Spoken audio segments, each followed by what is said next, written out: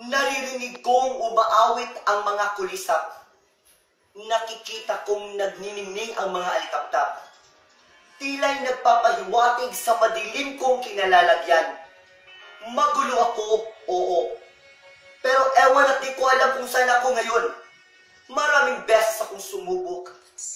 Maraming beses na rin ako nalugmok. Ewan ko kung saan ako pupunta o kung may pupuntahan ba ako. Wala ako sa tamang direksyon dahil duwag ako. Takot ako. Kanino? Saan? Kailan? Matapang akong tignan. Matapang ako sa lahat. Pero sa totoo lang, duwag ako.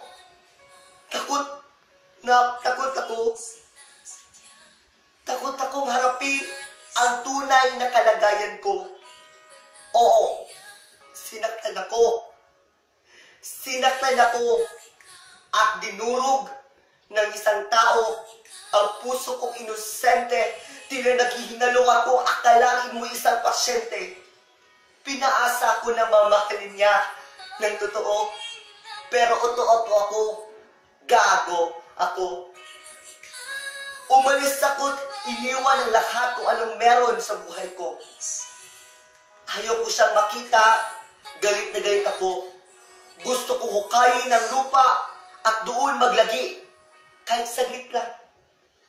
Dahil takot na takot ako. Takot na takot ako. Takot na takot ako. Dahan-dahan akong kinakain ng kumunoy.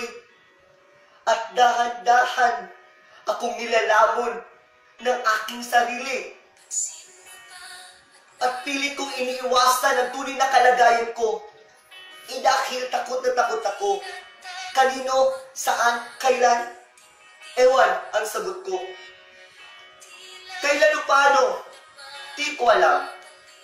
Sadyang nararamdaman ko lang na takot ako. Takot na takot. Tila nanginginig ang aking kalamnan at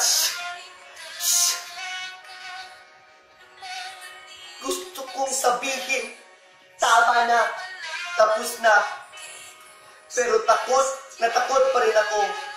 Binalot ng sagatutak na takot ang buong kalamnan ko. Na di ko mawari saan at kailan nagsimula. Takot na takot ako. Takot na takot ako.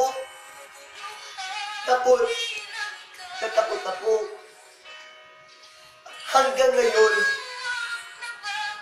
takot na takot pa rin ako.